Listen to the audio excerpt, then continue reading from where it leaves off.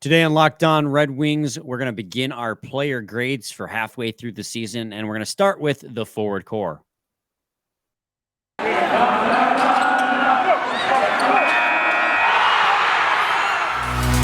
You're Locked On Red Wings, your daily podcast on the Detroit Red Wings, part of the Locked On Podcast Network, your team every day.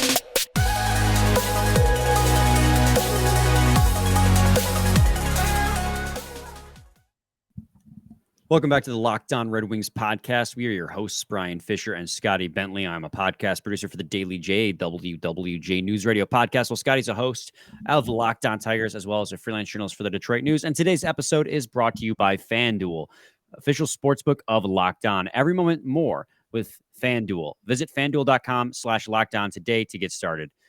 And Scotty, in today's episode, we're going to begin our player grades, starting with the offensive unit. Probably won't get through the whole offensive unit, as there's 12 plus guys if you want to count like Elmer Soderblom and guys. We got a week. We got several days remaining to do what we need to do.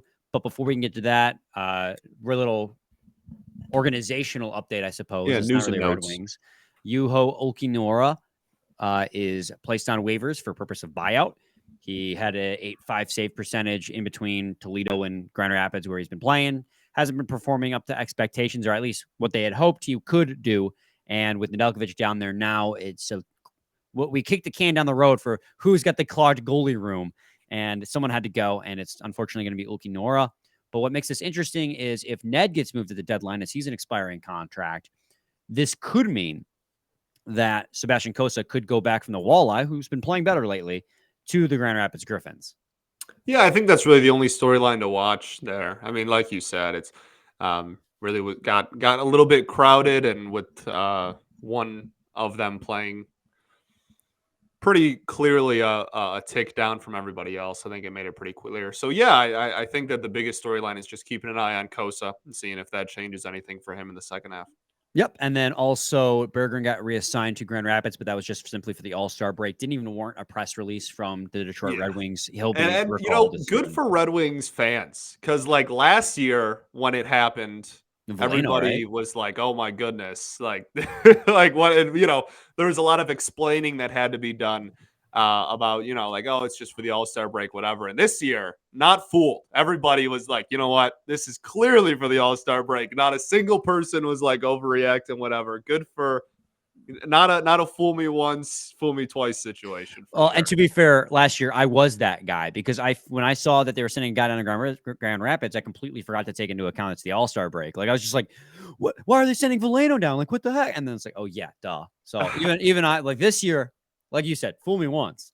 This year I was like, "Oh, okay, yeah, it makes sense." Fool me can't get fooled again. So let's begin our player grades. Won't be like a strict barometer for this. We're going to just do a gut check, just because whenever we'll try our best to remain consistent from player to player, but each player is different, so expectations are different. And whenever you try and set a grade for expectations, like this is the bar for meeting expectations, it gets muddled, I think, like 3/4 of the way through it. But let's begin with at least our top six forwards and see what we get through. And top six is very subjective because it's changed so much throughout the season. Yeah. But like, I guess the top six forwards that came to my mind when we were that's a better way to put it, probably. First and foremost, start with the captain, man. Dylan Larkin, how would you grade the captain, the pending UFA thus far? I think this is a B. I think that's I feel pretty good about that as well. He hasn't gone out and like really pedal to the metal, just like going out and setting the world on fire or anything, but he's been solid. I mean, he's still like clearly the best contributor on the team, producer, I should say, on the team. I fully support the decision of him being captain when it happened. Probably came to that decision 2 years before the Red Wings did. Solid year, but definitely room to improve as well. We could greatly use a little bit, not even a little bit, probably a lot of bit more goal scoring from him, but he's also not like too far off of, career pace for goal score either. I think it's just kind of, he's our 1C. You'd like a little bit more there, but Yeah, I feel fine with like a B, maybe a B minus if I'm waking up on the wrong side of the bed that morning, but I'm fine with that. Yeah, I think B is very fair for him. I think when it comes to looking at what he did last year pre-injury, he's pretty close to that pace. Again, on pace to break his career high. He would have done that last year if it weren't for that injury. His goals, I think, he's on pace for fewer goals than last year, but assists are going to be up. So it's like give and take type thing. But he's still very much the heart and soul of this team. He's still the best player on this team, and he's still the captain. And I think that, while he hasn't been shattering expectations and has found a new gear since last season, I think that he's still very much been one of the better. Oh, I would almost look underrated pieces this year because people have been so. This gets down on a different trajectory, and I'll try and keep it brief. But people have been so critical of him because it's a contract year and what they think he's worth. People aren't looking at the fact that he has been the best player on this team. Like, he has the point lead on this team by a solid 9 points. So, I mean, he's the best still player. right. He's still it's a solid season. It's about I think what most people expected, maybe a few more assists and a few less goals, but points wise, it's about what people expected as well. And I think for whatever it's worth, I think he's a great captain. So. Let's move on to the first winger we think of when we talk about Dylan Larkin, and that would be Lucas Raymond, the sophomore, who had a sluggish start to the season, but has recently really come alive, and he's on pace to beat his point total from last year. Last year, he had 57 points in 82 games. Right now, he's got 32 points in 48 games, rather. So he's doing just about the same, but again, it's the difference here is the slow start to heating up. Where would you rate Lucas Raymond? Yeah, this one's a little bit tough for me. I almost want to. I'm not going to. I'm not gonna like cop out, but I almost want to. I think there's two very different grades for like pre and post American Thanksgiving. Like, Yeah.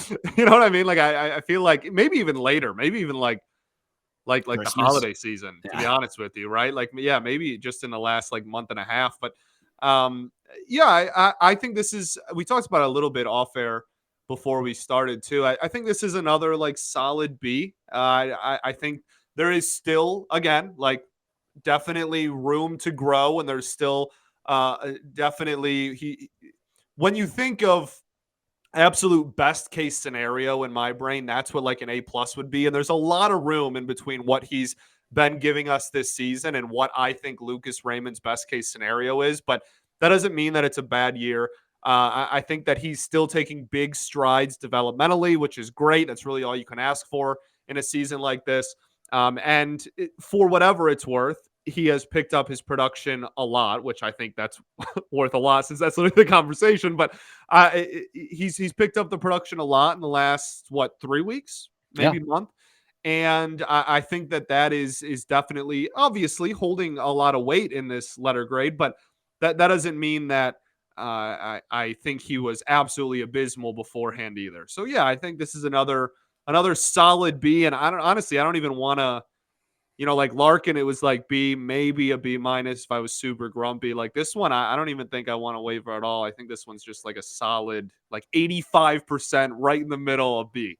Yeah, I mean, it was around December 17th, so a week before Christmas in general. You said American Thanksgiving earlier, so but a week before Christmas is when his production really began to heat up. He had 16 points in 19 games since then.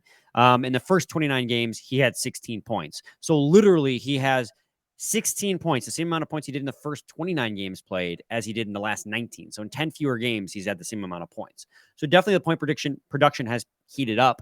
But, with him, you hesitate to give him I'd give him a C plus if I'm being honest, because if you look at his body of work since then, it's definitely like a strong B, but he was like easily a C, if not like a C minus in my eyes in that first 29 games. So if you want to combine those two, I would say C plus, and that's not a failing grade. A C, guys, is still 70%. That's still really good. And so C plus, I'm like, he's on the cusp of a B, but it's just not quite there because it took time for him to figure it out, which isn't bad. It's not a problem. But if we're doing first half, there was a larger chunk of the season, the first half of the season, where he was cooler than he finished. So like taking recency bias out of it, I would say C plus. Sure. I mean, I don't think that I don't think that's a ridiculously different or a terrible rebuttal. I guess my thing is just when looking at the first half and when looking I mean, like we are going to look at what was expected a little bit, and I just think that he has given us about that, if Yeah. not even like an uptick a little bit more in the last month, even though admittedly the first whatever 2 months were definitely a big Yeah. I think it's downturn in just that it is department. important to look at the whole body of work. And I don't disagree with you. I Sure. think that a B is fair, but this is just but Yeah, it's fair enough. opinion, right? So, but let's get to a quick break, and when we come back, we'll talk about Tyler Bertuzzi. But first, let's talk about FanDuel. We're really excited about our new sports betting partner for Locked On because they're the #1 sports book in America. And if you're new to FanDuel, that's even better. They have so many great features that make betting on sports fun and easy. Download FanDuel. Download FanDuel now so you can bet on Super Bowl 57 with a no sweat first bet. You'll get up to $3,000, almost 300. It's actually $3,000, guys. Back in bonus bets if your first bet doesn't win. FanDuel lets you bet on everything from the money line to point spreads to who will score the first touchdown. The FanDuel Sportsbook app is safe, secure, and super easy to use. Best of all, you can get paid your winnings instantly. So join FanDuel today at FanDuel.com/lockdown to claim your first no sweat first bet on Super Bowl 57. That's FanDuel.com/lockdown.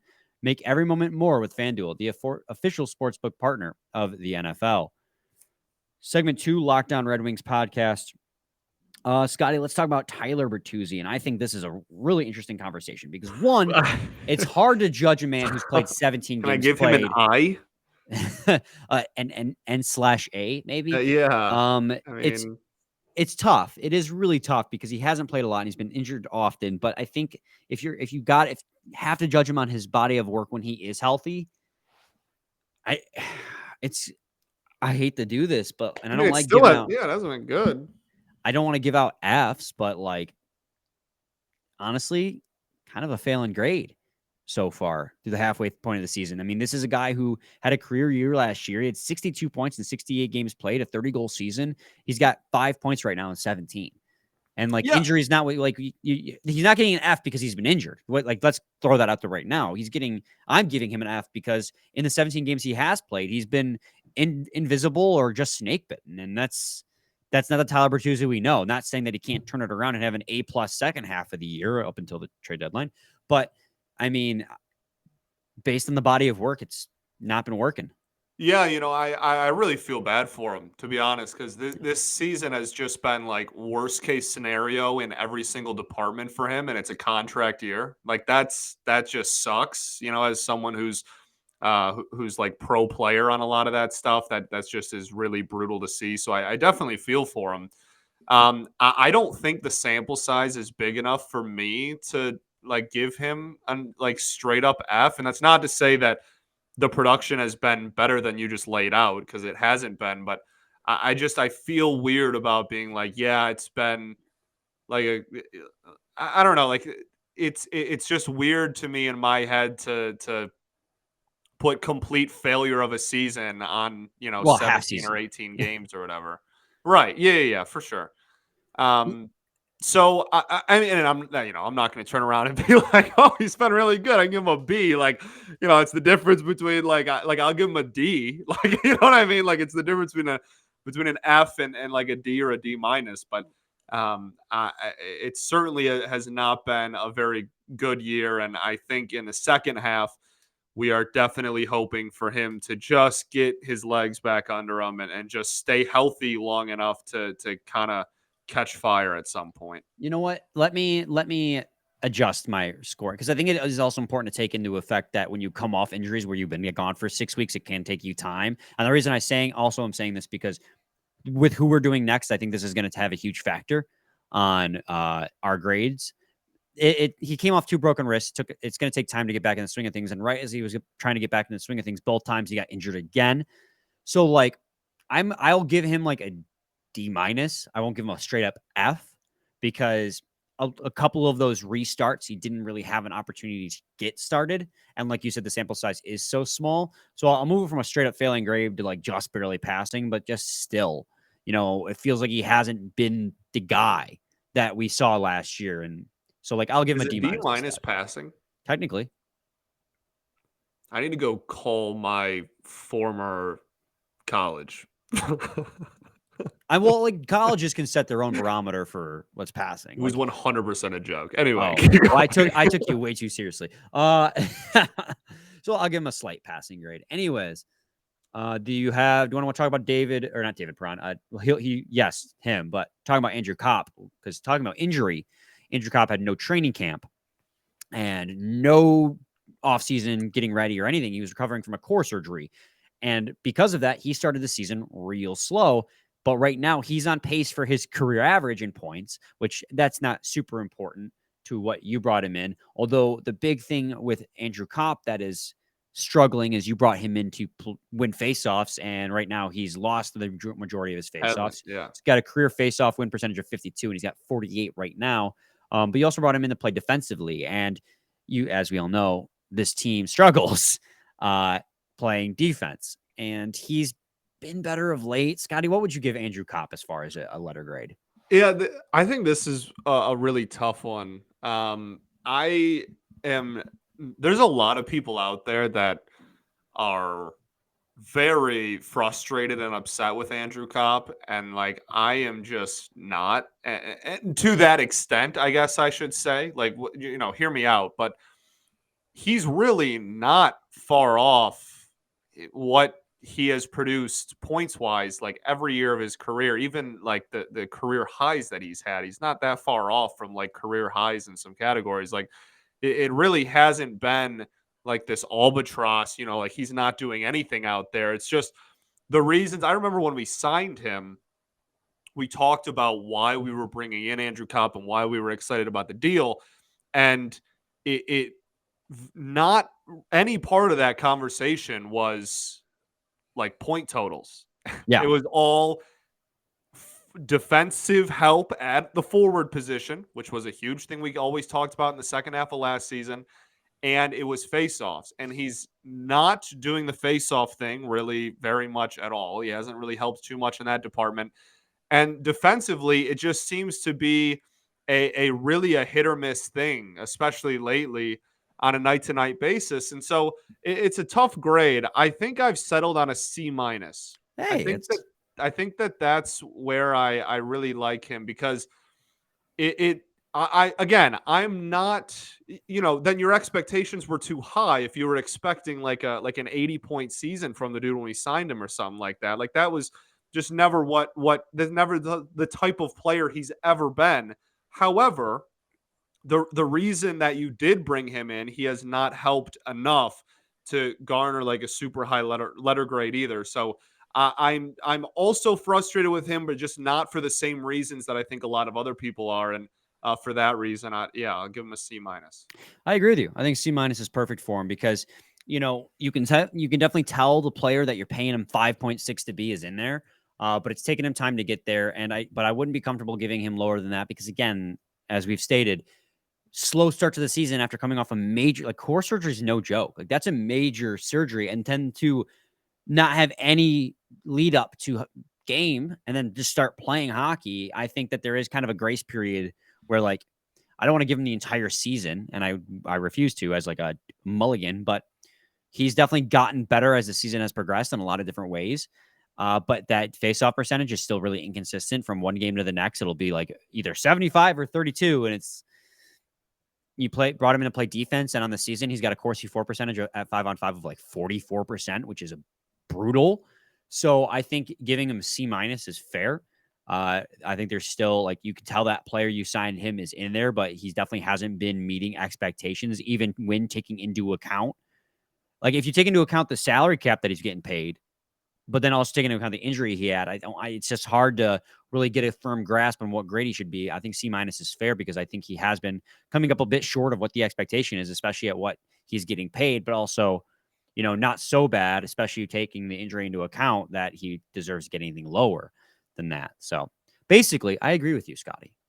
There you go. So we'll take another break, and when we come back, we'll talk about Michael Rasmussen and David Perron. So stay tuned to Locked On Red Wings. first, I got to talk to you guys about Built Bar. Looking for a delicious treat, but don't want all the fat and calories? Then you got to try Built Bar. We just got through the holidays, and oh man, you know what's coming around a corner? Valentine's Day. How about instead of getting your girl some chocolates, you get her a brownie Built Bar or a cookies and cream Built Bar puff?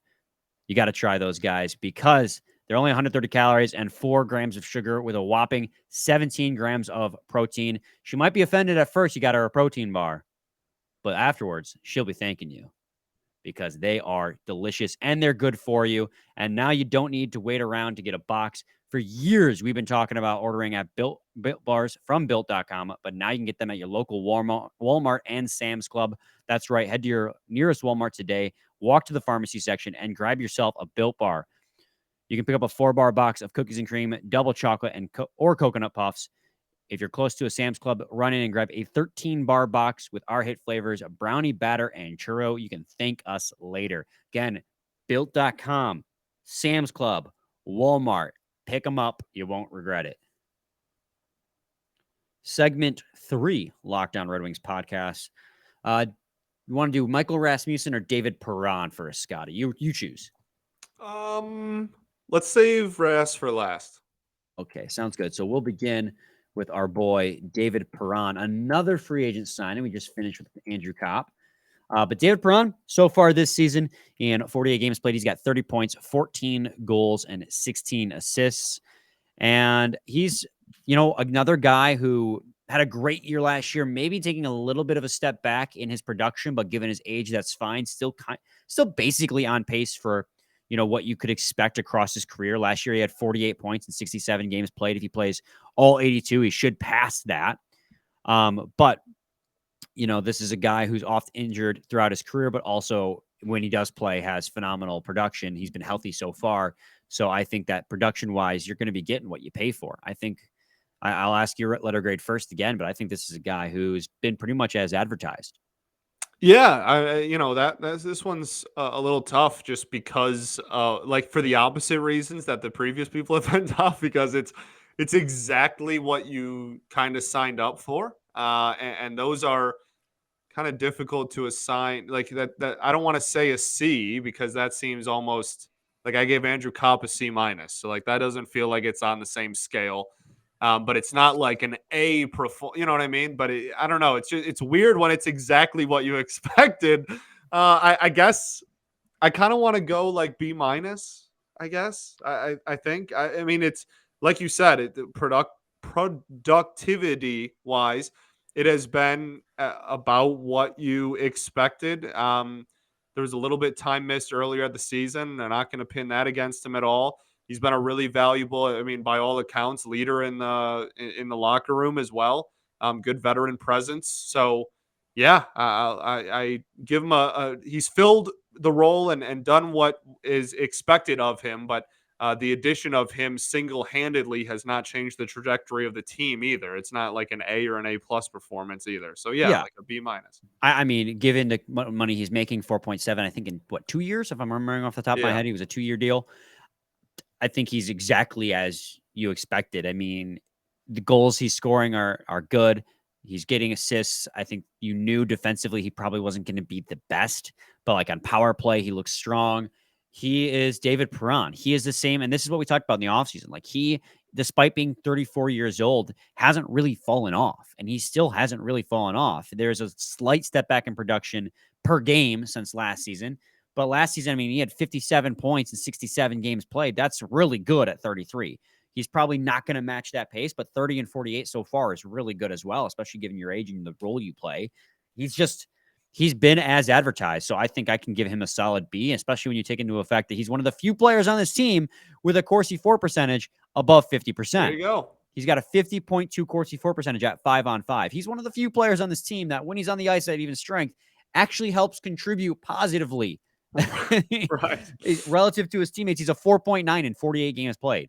I mean, in my eyes, he's an easy B. I think like right up there with Lucas Raymond. I've really liked David Perron and what he's brought so far. I know there's still a lot to be wanted on his defensive play, but you sign players knowing who they are. Like at 34 years old, you're not going to get him to start playing incredible defense. But you're paying him to score goals, and he's done that. He's second on the team in goals with 14 and 16 assists so far. I'm satisfied with David Perron. I really am. Same. Michael Rasmussen. This might be. I'm gonna straight up say it, man. An A. He's an easy A for me. Wow. Yeah, I'm not all the way up there, but you go first. When it comes to Michael Rasmussen, you just look at the steps forward he has taken this year, and we're basing this on him. Like, we're not giving everyone, like, he has taken a huge step forward from his own performance last year and his years prior. You look at his points per game; he's got 24 points so far in 46 games played. His career high was set last year in 80 games played. He had 27 points, so he's 4 points away from breaking his career high in 34 less games. Quick math in my head there. Just minus 80 minus 46. Impressive. So I think he's an easy A because he's exceeded expectations in every way. We talked to Greg Revak yesterday from Hockey IQ. If you guys want to listen, he talks a lot about what Michael Rasmussen has gotten better at, but it really comes down to edge work, environmental awareness, and not afraid to use your body. But I would also add, just in general, his speed and agility has increased so much, and his hands are better. So, I mean, I think given what he has taken such a leap forward that for me, he's an easy A. And, I talk about Corsi for percentage. He's not above 50%. There's very few players on this team that are, but he's 5% better than he was last year. Last year was a 42.4. This year he's a 47%. So every facet of his game has taken a huge leap forward, and he's been great. Yeah, 100%. I'm definitely not going to disagree with any of that. I was debating between an A- and a B+, and I think I'm going to go with an A-. So I guess I'm not like that, like, far away from what you said. But yeah, like, right kind of in between those two. And for all the reasons you just said, like that, for me, maybe my like top of, A or an A+ is if, like, he came out and played his way onto being thought of as like I don't want to say top 6 necessarily, but yeah, I guess like second line, like, of the future type of player. Like, maybe that's what I'm like reserving, what I would have needed to see him, for me to give him like an A+ or an A or anything. But, like, yeah, this is a phenomenal step forward. This is a phenomenal season for him. It's one of the bigger positive storylines, I should say, of the entire season for the Red Wings.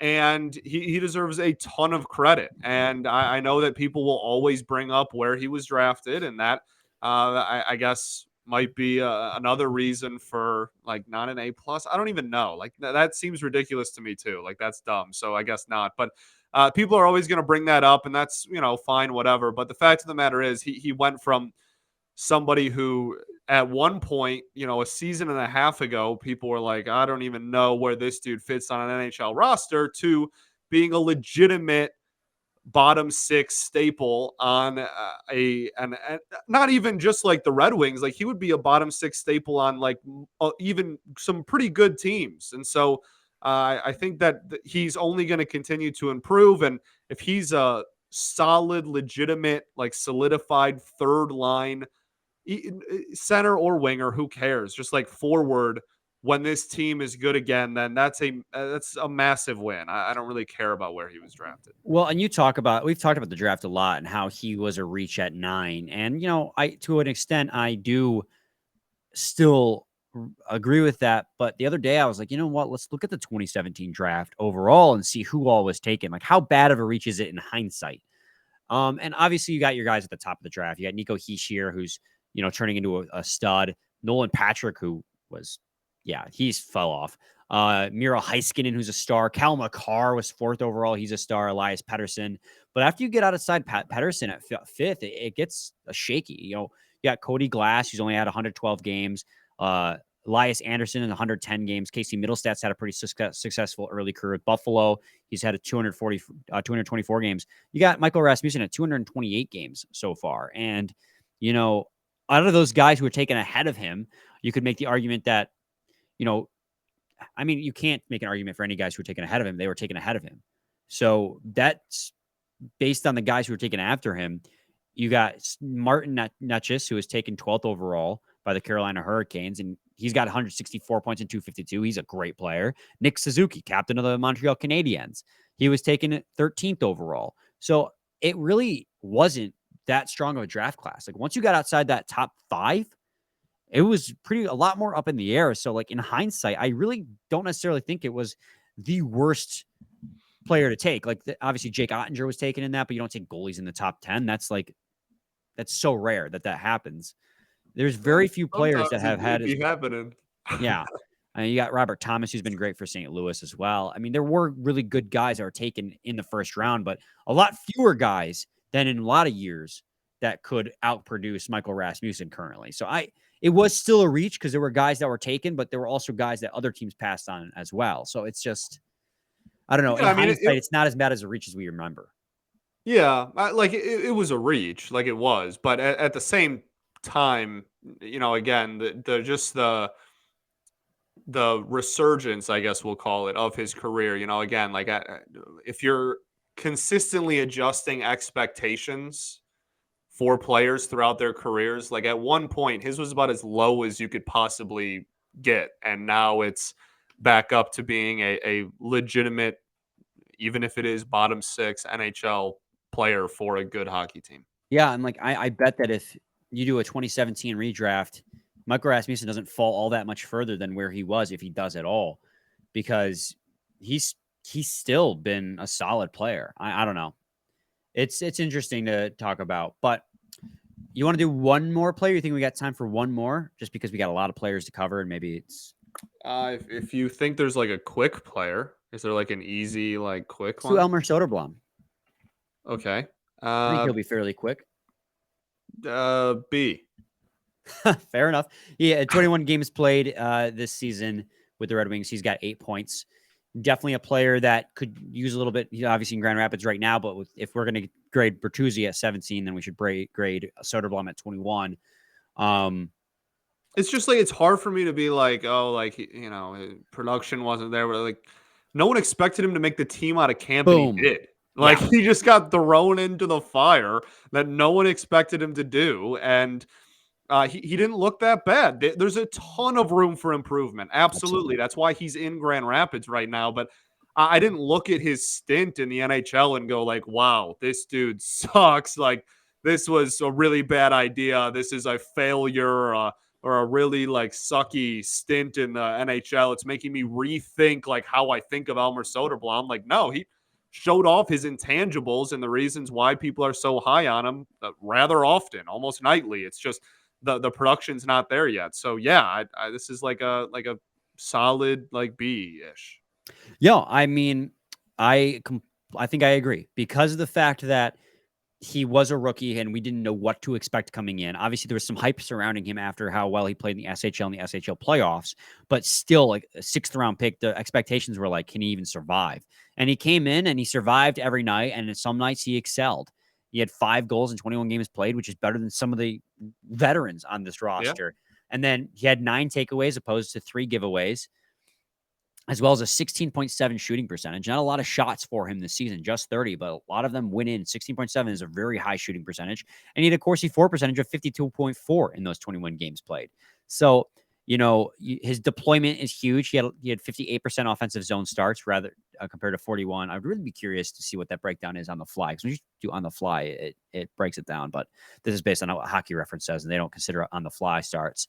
But off the puck, he was solid, and he wasn't a point per game player, but for a rookie, he definitely looked like he needed some more time to season. I thought he was a no-brainer guy, but he survived every night at the NHL level, and some nights he excelled.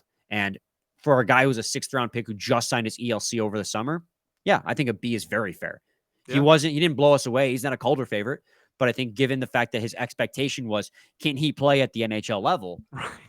He more than exceeded that. Going into camp, the expectation was for him to be in GR all year. Yeah. And he made the team out of camp. Yes. So, yeah. No, good stuff. Scotty, any final thoughts? We ball. We'll be back tomorrow. We'll continue these player grades. We might break it up as I think we're going to do a mailbag episode on Friday. I don't see us getting through the rest of the roster tomorrow. So this may be a kind of broken up middle of the season player grades, but we'll get there eventually. We'll figure it out. So we'll figure it out. Stay tuned to Locked On Red Wings. Same time, same place. It's your team every day. Every day.